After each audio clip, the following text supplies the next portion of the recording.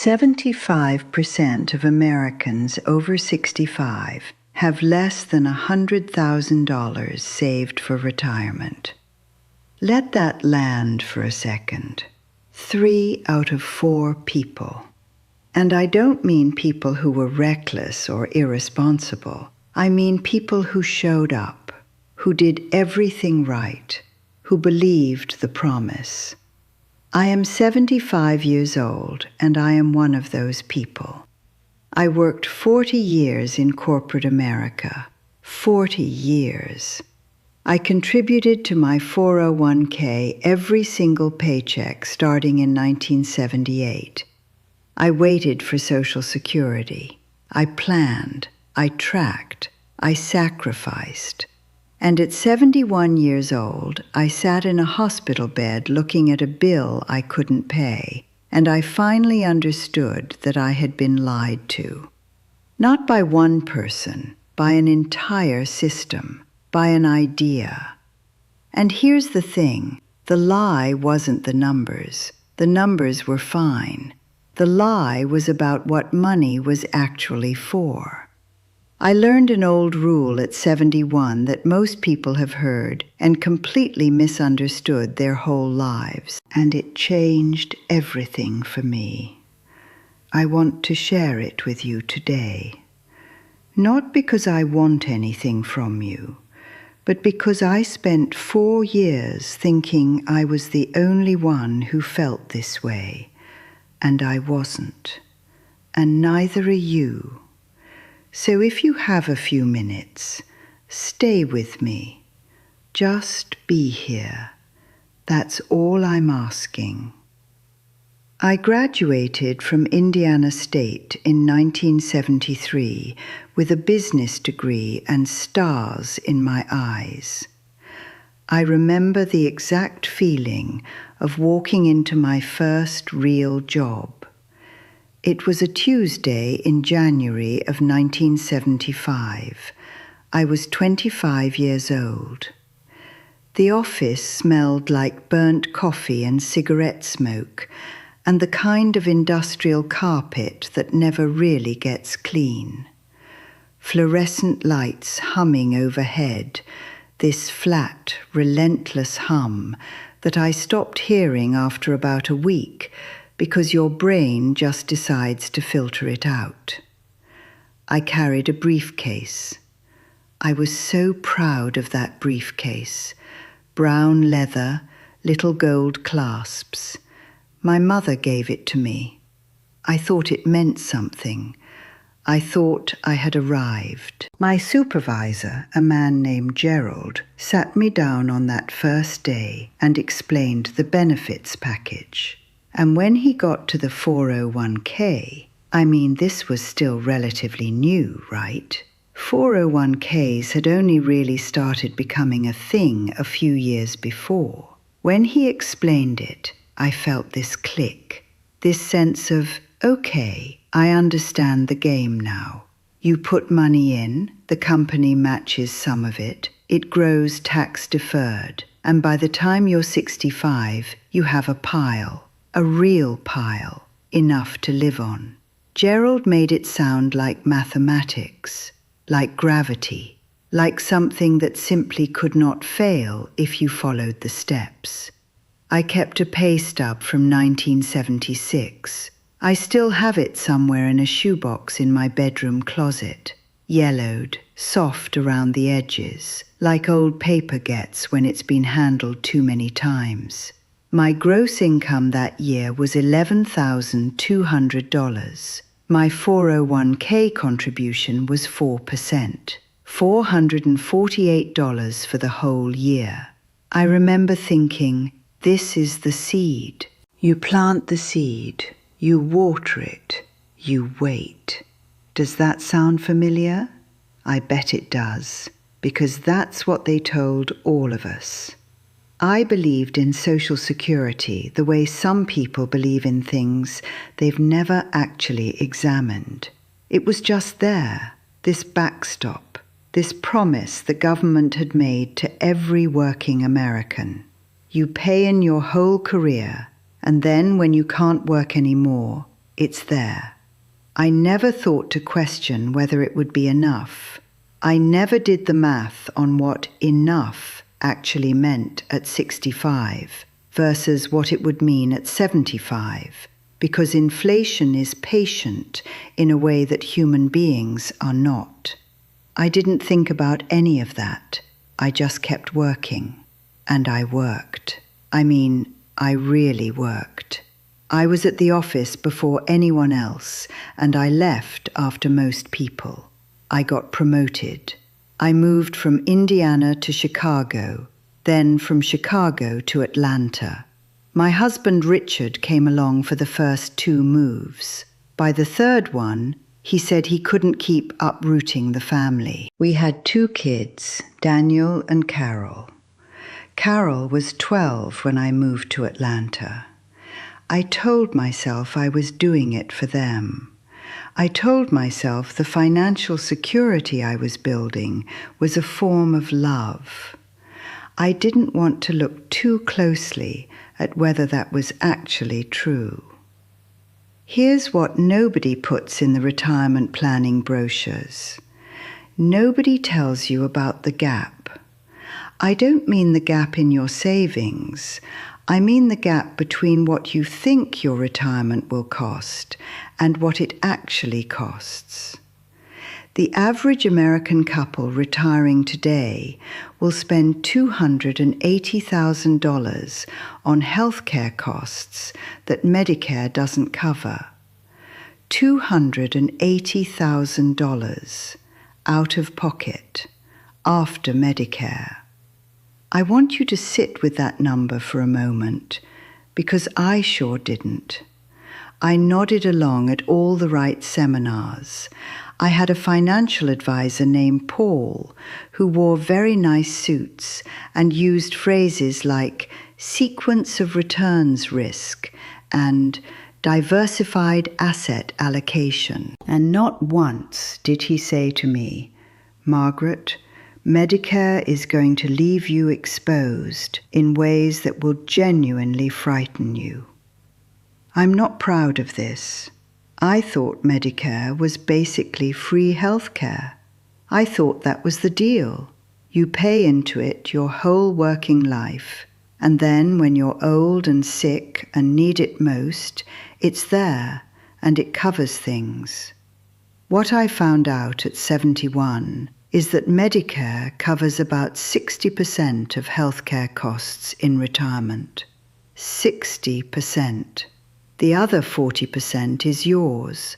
And when you're 71 and you've had a fall, and you need physical therapy 3 times a week, and there are co-pays, and there's a hospital deductible, and there are things Medicare calls not medically necessary, that your doctor absolutely calls medically necessary. That 40% adds up in a hurry. But the healthcare costs, as shocking as they were not the hardest part. The hardest part was something I hadn't even thought to put a price tag on. Loneliness. I retired at 65, and I discovered that I had no idea who I was outside of work. I had spent 40 years being Margaret from accounting, Margaret the director, Margaret the woman who never missed a deadline. And then suddenly there was no deadline. There was no office. There was no Gerald, no Paul in his nice suits, no fluorescent hum to filter out. There was just a quiet house in a suburb of Atlanta and a calendar with nothing on it. And Richard had been gone for 8 years by then. He didn't leave angry, he left sad, which was somehow worse. He said I had chosen the briefcase over the marriage, and he wasn't wrong. And my kids, Daniel and Carol, I love them. I love them completely. But we were strangers in a lot of ways. I had missed so much, little league games and school plays, and just the ordinary Tuesday evenings that turn out to be the ones that matter. I didn't know how to ask them to let me back in, so I didn't. I watched television. I organized my finances. I took walks. I told myself this was peace. I didn't want to admit that it wasn't peace. It was just silence. And then Patricia died. Patricia was my closest friend from my Atlanta office years. We had lunch together every Thursday for almost a decade. She retired a year before I did, and she was, by every financial measure, set. She had done everything right.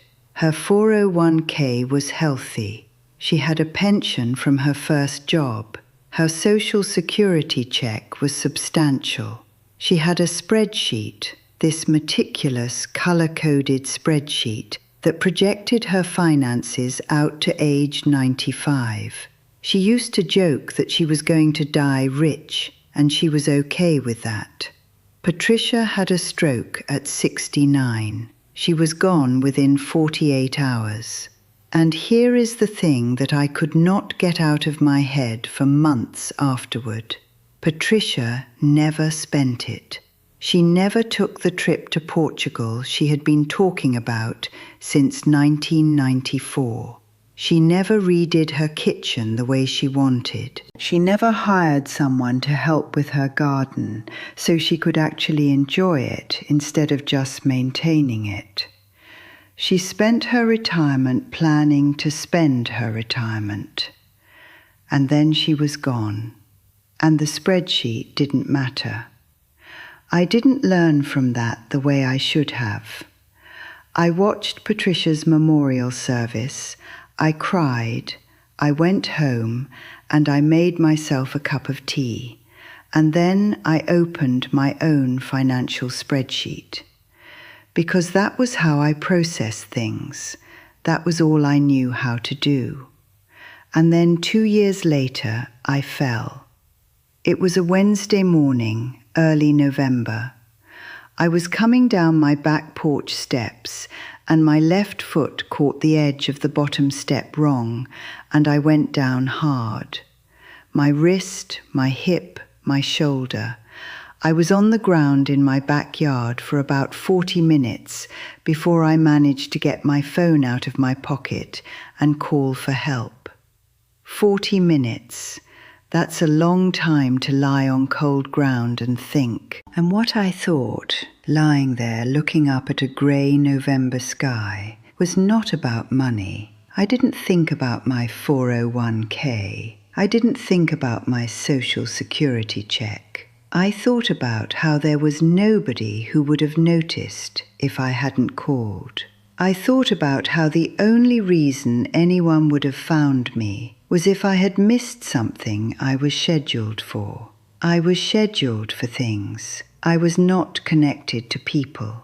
The hospital bill was real. It was more than I want to say out loud. Between the emergency room, the surgery on my wrist, the inpatient days, and the outpatient physical therapy. And yes, Medicare covered most of it, but not all of it. It was a number that made me feel sick in a way that had nothing to do with my injuries. I sat in my hospital bed on day 3 with my bank statement on my phone, and I looked at the number I had spent 40 years building, and I felt hollow. Not relieved, not grateful, hollow, because the number was supposed to mean security, and I didn't feel secure. I felt old and alone, and like I had traded the actual texture of my life for this number. That was when I started to understand what had gone wrong. Now, I want to be honest with you. I am not going to tell you money doesn't matter. It does. Of course it does. I am not going to tell you to empty your 401k and live in the moment, because that is not wisdom. That's just a different kind of mistake. But I want to tell you about something I relearned at 71, something I had heard my whole life and never once actually understood. Pay yourself first. You have heard this, I know you have. Every financial advice book written in the last 50 years has this in it. Dave Ramsey says it. Susie Orman says it. My old financial advisor Paul in his nice suit said it. And every single one of them meant the same thing when they said it. Put money into your savings account before you pay your bills. Automate the contribution. Make it invisible. Pay your future self before your present self spends it all. And that is good advice. I am not disputing that. I wish I had followed it more aggressively in my 30s. But what I figured out, lying in that hospital bed, is that money is not the only currency. Time is a currency. Health is a currency. Relationships are a currency. And I had been paying everyone else first in all of those currencies my entire adult life. I paid the corporation first with my time. I paid the 401k first with my money. I paid the mortgage first with my energy. And I paid myself last in everything that actually determines whether a life feels like it was worth living. At 72, after the fall, after the hospital, I made some decisions. The first one sounds small, but it wasn't. I called Carol. Not to catch up in the vague way we usually caught up. I called her and I said, I feel like I missed most of your childhood, and I don't know how to fix that, but I want to try. And she cried, and I cried, and it was uncomfortable and imperfect, and we've had to have some hard conversations since then. But we talk now, actually talk. And when I saw her in March, she hugged me at the door and held on, and I thought, this is the return on an investment. This is what compound interest looks like when the asset is love. The second thing I did was start walking every morning. Not because a doctor told me to, because I decided that my physical health was worth paying into before anything else. Before the news, before the emails, before my financial spreadsheets. I walk 45 minutes every single morning, and I treat it like a non-negotiable bill, because it is. The third thing, and this one took me the longest, was to stop postponing pleasure the way Patricia did. I am not rich. I want to be clear about that. My budget is what it is. But I stopped telling myself I would enjoy things later. Because later is a fiction. Later is what Patricia had, right up until she didn't. If I could sit down with my 55-year-old self, I would say this. I would say, the 401k matters, yes. Max it out. Contribute to the Roth IRA when you can. Understand your Social Security options before you claim. Know your Medicare supplements. All of that is real. Do all of that. But also, and I mean this in the most serious way I know how to say it, pay yourself first in time. Give yourself an hour a day that belongs entirely to you, not to productivity, not to climbing, just to you. Pay yourself first in relationships. Call the person you've been meaning to call. Show up for things.